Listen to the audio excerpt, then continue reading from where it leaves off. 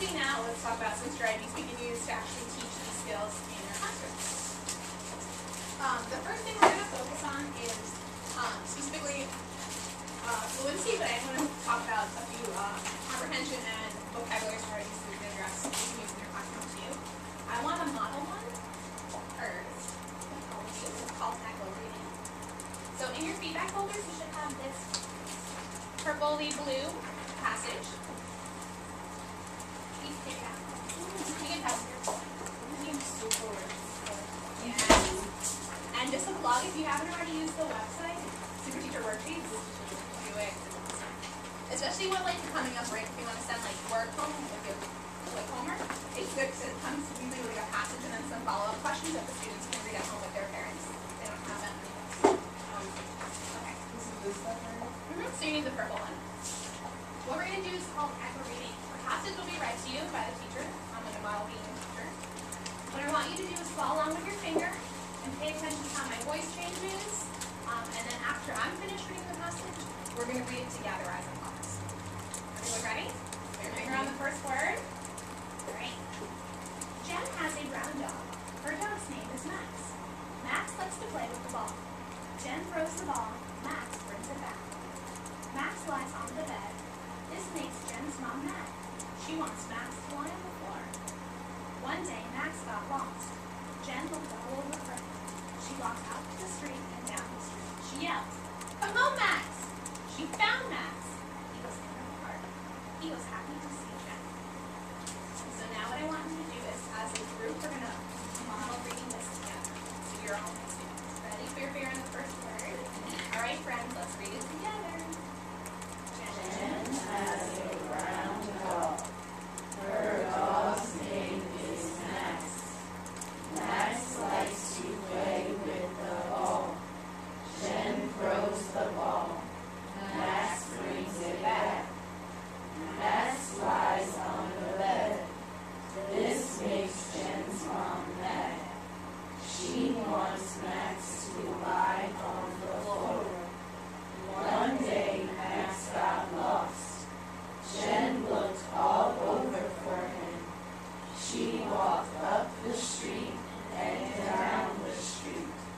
She yelled, "Come home, Max!" She found Max. He was in the park. He was happy to see Jen. Excellent. Friends, you were so good. Next time, pat back and say, "I'm good stuff." I'm good stuff. Have the person down, stay next to you and say, "You're good stuff too." You're good stuff too. Excellent. All right. So, how might you use echo reading in your classroom? How might this encourage fluency, ideas, thoughts, and also shout out to Karen and to Lily for picking out your toolkits and writing this down.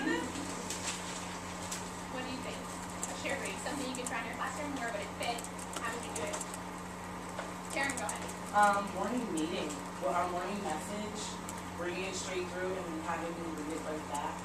You know, sometimes they try to do it with me. But I read it and then I'll read it back and then try to do that. You can't do it with everything. Right. Everyone will keep it.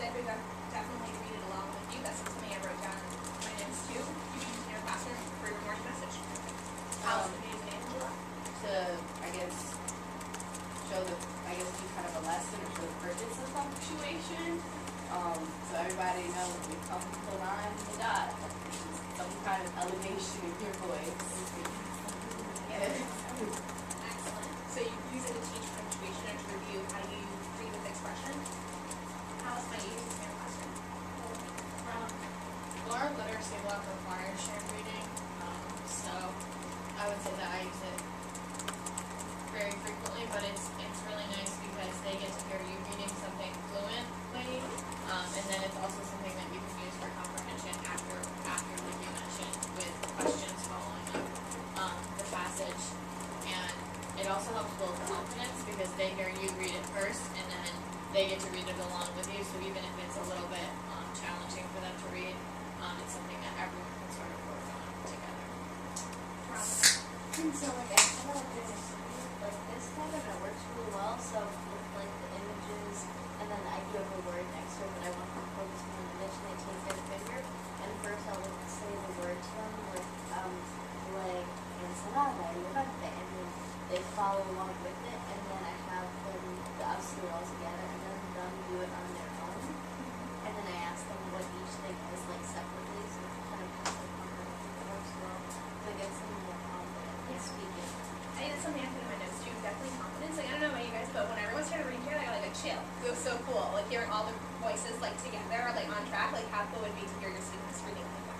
I think it really builds confidence, especially like you said with those struggling readers, if you're reading a higher level passage, it helps them. You can how to use sight words, proper phrasing, expression, punctuation, all things we talked about.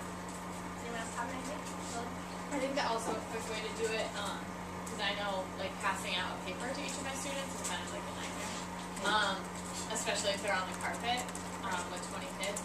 But I think that I don't have a projector in my classroom, but I will write it on like a piece of chart paper.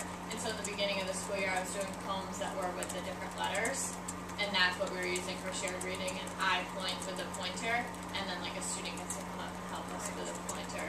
And it's just like, even though it's quick little, it takes like, you know, a really short amount of time, but it is like practicing those sight words. And in the beginning of the year, they didn't know any like the or any of that stuff, and now like they're able to.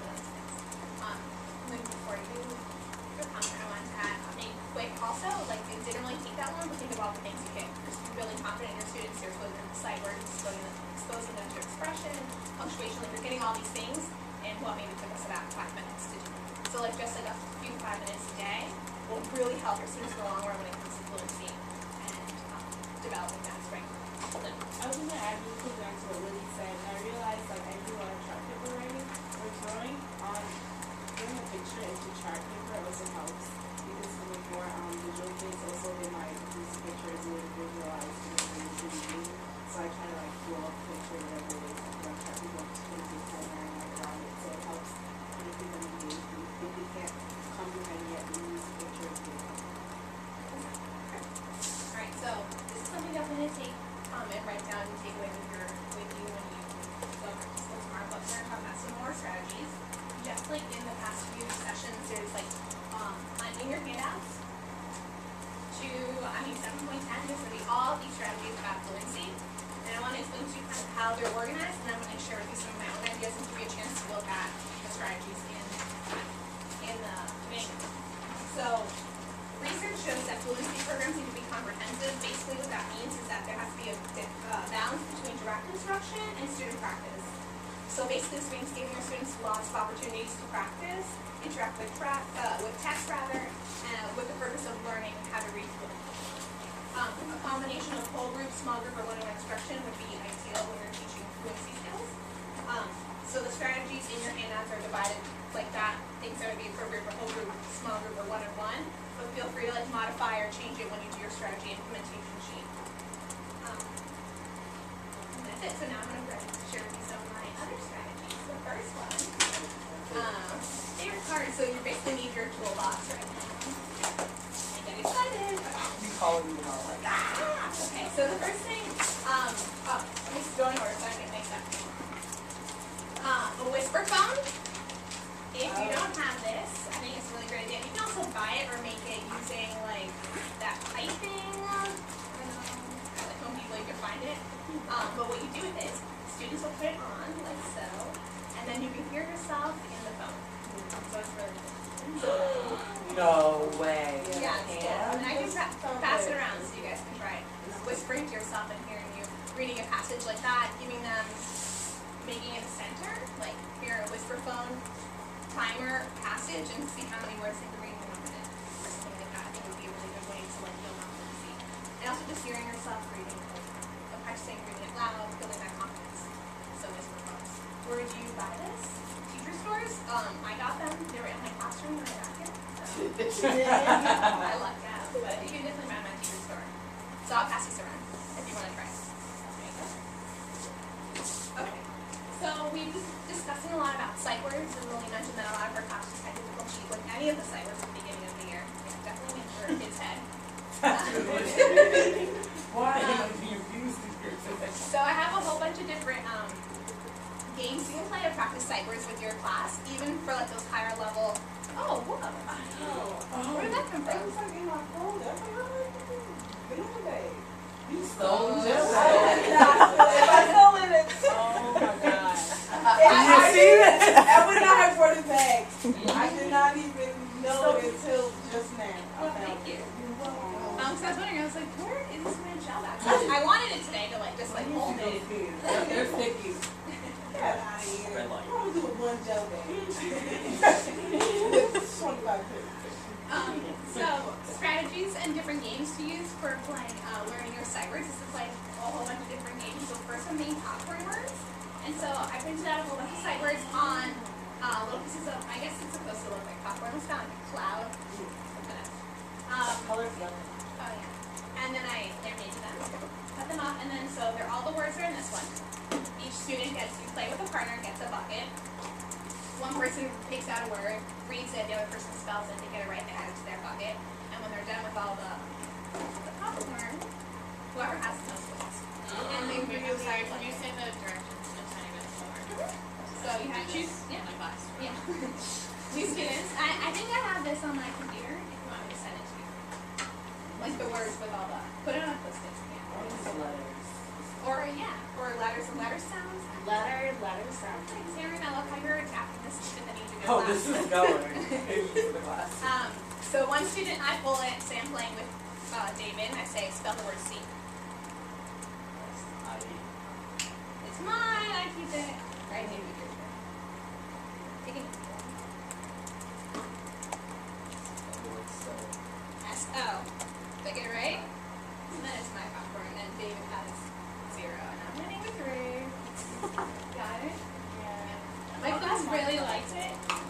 Like honestly, I think they even like it more than like you know we have the iPads and the listening and things like that now. They like can we go to popcorn? Can we go to popcorn? And I was like constant. Like it's like their favorite thing. We wanted the box. I know. And you can get this at Target. I bought them, but you can also get it at the dollar store. Oh shit. Alright, got one on the way. And then I have some other sight words games that you probably have this already in your classroom if you want to make it for this week. This one is called Whammo. And basically it's just like a silly nonsense word. In it, on the popsicle sticks, I have different sight words written, and popsicle sticks with the word Whammo on it. So it kind of works the same way, one bag, 2 friends. You pull a popsicle stick out. See, after you're trying those times. Spell the word sheep. Sheep? Sheep. S-H. Yes, Oh, that's what I'm I was like, wait, what? Oh my god. E, so she got it. She won the popsicle stick. And then she would pull one and it'd be my turn to go. And once you pull a Whammo stick is when you count up your popsicle sticks and whoever has the most wins. There's a Whammo stick in here. Yeah, there's like a bunch of Whammos in there. So this is another way to practice your sight words with your class. And then I have another game called Boom. And I also read somewhere, they had like, a teacher had like different holiday words instead of what was like ho ho ho. Like change the word boom to like different holidays and stuff like that, which might be really cute if you can do that. So you get to stack them in next cards, different sight words written on it, same 2 friends, 1 stack, put it in the middle, face down. Definitely go over the rules with index cards, like they're not like everywhere on the desk, they're in one neat pile. When you get one, it's in a neat pile. The other person keeps it in a neat pile. So you pull the card. Let's see, I'll play with Sabrina this time. How do you spell the word in? In. Yeah, she got it. So this will be your index card. Let's put it in here. And then there's a whole bunch of boom cards, and when you pull the boom, you count up whoever has the most pieces. So, talking about sight words. So if you're in a pre-K or preschool classroom, how can you adopt this? And I'm Taryn gave us the idea of using letters and letter sounds. Any other ways you might be able to adapt this to the needs of your students? Like vocab pictures, vocab so you recognize that this is a dog and this is a cat. Excellent. So having a picture and maybe the other student can see it and say what is perfect. Especially with like content specific or unit specific words. Angela? Number recognition. Okay, so you had explain it. Same thing with letters. So the student would show you the number and then you have to count up to that Yeah. number? Yeah. So if you pulled like a 2, Yeah. count 1, 2. Or recognize it too? Yeah. Yeah. Perfect. Taryn? Shapes. Yeah. Use the shapes. Put the shapes on there. Yeah. Excellent. And those are all really easy to cheat. Like, I mean, it doesn't really cost anything and you can definitely start this like in your classroom like this week or next week. The kids like really, really liked it. I taught summer school here at Patterson this summer, and so I had to make some cakes for my college principals in the area, some came from Lucky, and they loved going to the work study workstation and playing one of those games. They thought it was the coolest thing. So So getting kids to work with each other really increases motivation. Okay, so for your work study workstation, you have, when you do your rotations, they go there, and is there a specific, like, on that day, is it like, oh, you're doing popcorn in the work study center, or they already know how to play all the games, They so they already can know choose it's one? Yeah, at the beginning of the year, there's just one game in there, and then I kind of coach them in. And then I like, since there's 3 games, they just try to like rotate, so it's not all 3 out there, maybe just like 1 game this week, or 2 games, and they pick. And the same, I think this is how too, but then start making that connection really. I have like word study, like slips, just like I did for the library, that the students will fill out after they're done working with their partner. And it basically says, I can give you a copy if you want one. Today at the trick, it was called Trick Words last year, but now it's Word Study Workstation. I worked on, let me say the games they played, and then I learned to spell these 3 new words. So that's okay. Vocabulary. I know Lily said you had the same PD when we had ECTS PD about vocabulary, so that's like a big, it looks like it's a really strong push this year is to increase vocabulary and talking about the different tiers and levels of vocabulary. Does anyone else have the same PD? Just the 2 of us? Okay. So basically the way he explained it to us is that there's 3 tiers. Your first tier being like your low level words that everyone knows. Second tier like a little bit more difficult. And your third tier of words would be words that are content specific. So if you're learning about dinosaurs, words that relate only to dinosaurs, and how to expose your students to these words. So my instructional coach wants us to start directly teaching vocabulary, which is something I hadn't really been doing before. So in your feedback folders, if you want to pull it out, I put in there a copy for you. It's like the vocabulary 4 squares. And you can modify it to fit the needs of your students, like, and I'll show you what I did before. So basically in the middle goes the word. For example, this week we read the story Fish is Fish, and one of the words is minnow, so they put the word minnow in the circle, and then they would definition of the word minnow, and then instead of characteristics, for my class I just had them draw a picture of what it was to remember, and then I would have them give an example, and then instead of non-example, I had my class just use a nice sentence. So using this and just kind of adapting it to the needs of your kids' words. But it's a good way to like really focus on vocabulary, focus on building their stronger, building a stronger vocabulary and exposing them to new and different words. Does anyone think of other ways you might modify one of these boxes or this worksheet to fit the needs of your students? Or maybe if you're in a preschool or pre-K classroom, how you might be able to do this on chart paper, whole group? No? I just like to do like focus on it with colors, then it's going to be color, and write the definition of what we're doing in classroom, and also classify characters and things with different colors. Sure, so using this to teach like other things, other content specific things. Could you maybe see yourself using something like this before you do a read aloud specific to a vocabulary word that's mentioned in the book that we might have difficulty with as a whole group?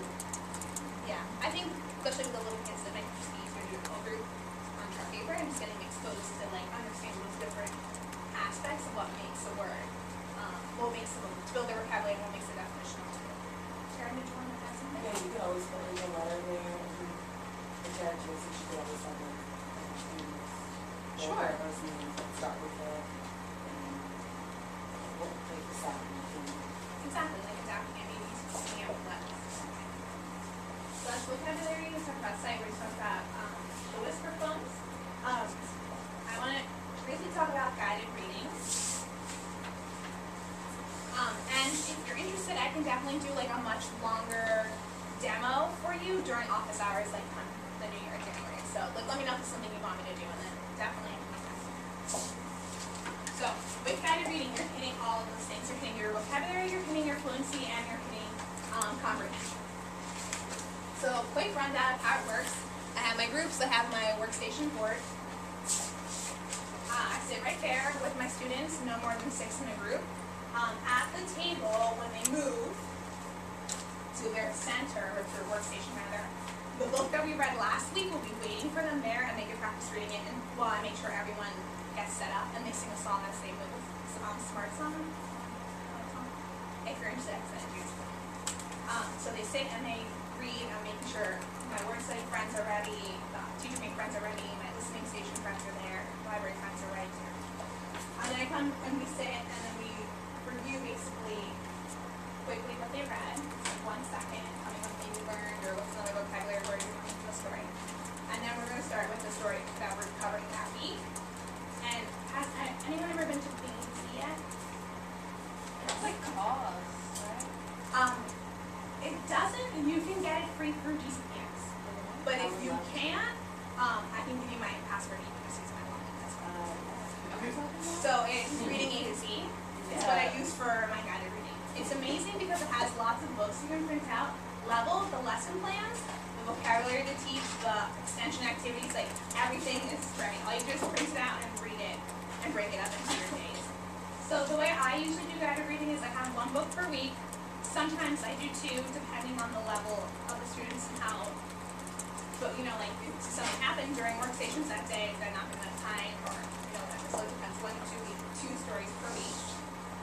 And then I break up the lesson plan into different the days that I meet with my class.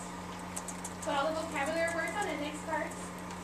The green words are content or specific to the book, and then the black words are words that you need to know for like just regular sight words.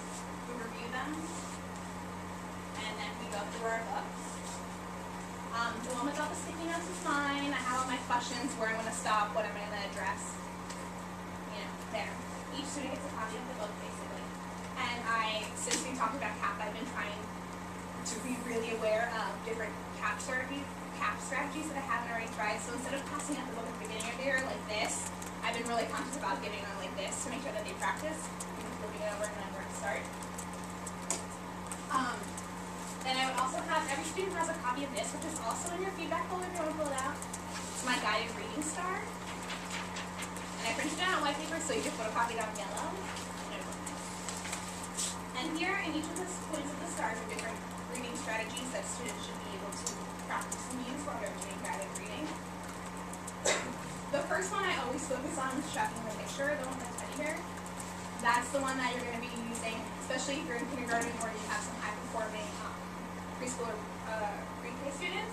Looking at the picture to identify the word is really the one you would want to focus on. And then obviously there are the other ones too, but for your purposes, I think looking at the picture is number 1 key right now. We go over all of them throughout different points of the year. Like I said, this is the one I start with, and I usually go to look for chunks and get your mouth ready. This is a word look like another word you know, and then the last thing I usually try is try again. So we teach these, get specific, and I teach it like this is how you use it. This is the only one we're doing now. And at this point of the year, all my students know them, so they can kind of pick and choose which one they want to use, what's appropriate for the word. And these are my guided reading folders with the group, the level, and the students. And inside I have behaviors. My students, these are my RB students, so I want them to get to level B. Here are the B behaviors they should be demonstrating. And then I have each student's name on an index card, and then the date, and then what I've seen. So I listen and read and check in with each of my students while they're reading it, or quietly for doing their reading.